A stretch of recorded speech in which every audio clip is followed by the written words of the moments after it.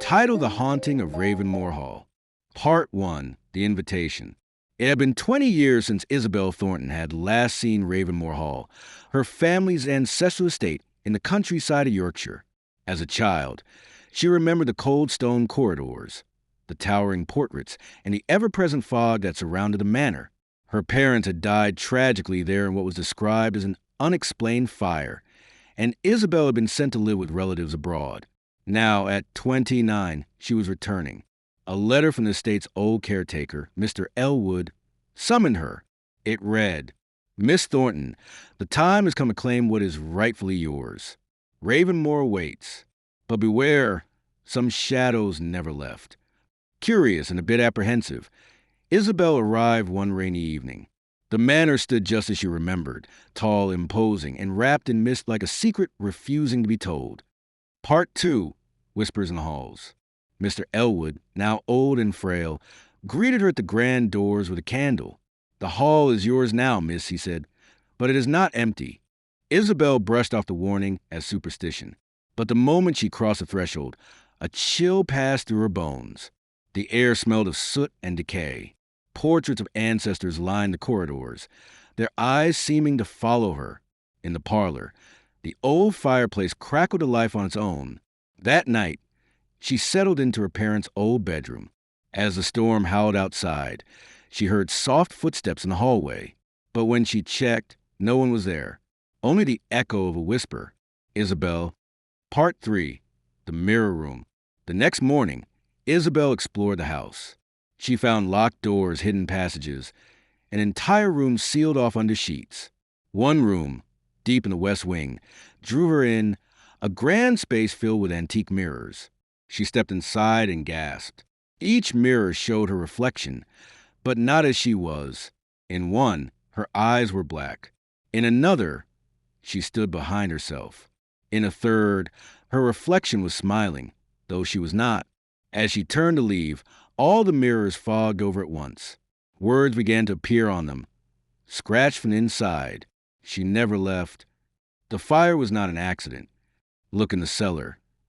Part 4. The Forgotten Cellar. Following the mirrored messages, Isabelle sought out the old cellar door. It was hidden behind a kitchen pantry, sealed with a rusted iron lock. With a key she found in her father's desk, she unlocked it and descended into the darkness below. The cellar was vast, colder than the rest of the house, and smelled of damp stone. Cobwebs hung thick, and strange markings lined the walls, symbols she didn't understand. She found a charred wooden cradle, a child's toy melted, and next to it, a burned journal belonging to her mother. Pages were half intact. One entry stood out. "I hear her every night. The lady in black. She stands at Isabelle's crib and sings. She says the child belongs to her. I fear the house listens to her more than it does to me." Isabelle clutched the journal, heart pounding.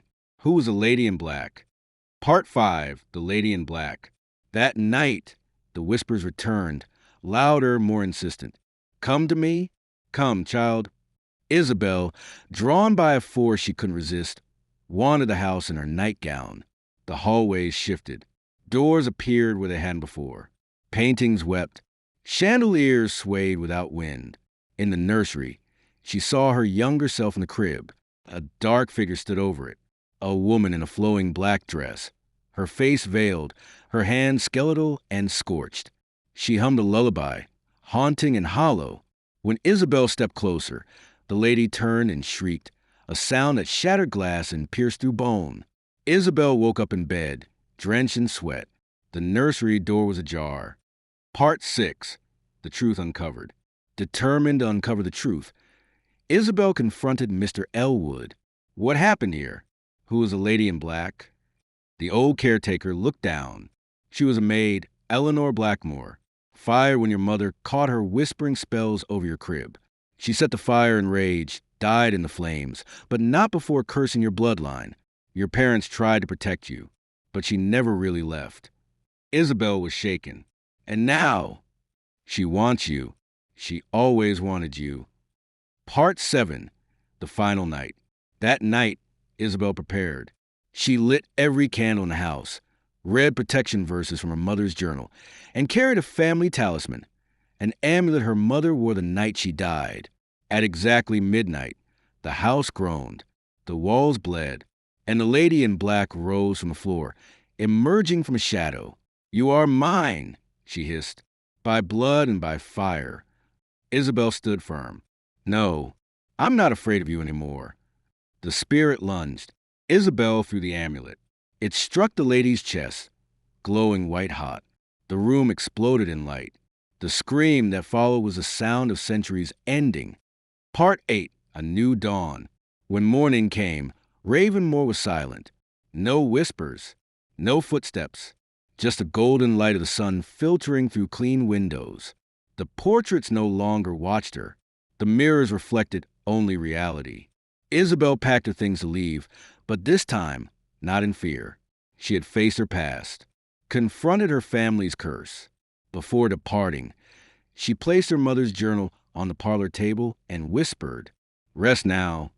As she walked down the path, Ravenmoor Hall stood quiet behind her, but deep beneath the cellar, buried in stone, a whisper stirred. "Not yet." The end. Backhand index pointing right. Don't forget to subscribe to our YouTube channel for more thrilling and spine-chilling horror stories. If you enjoyed this video, please like, share, and leave a comment to let us know what you think. Your support helps us create more terrifying tales just for you. Turn on the notification bell so you never miss an update.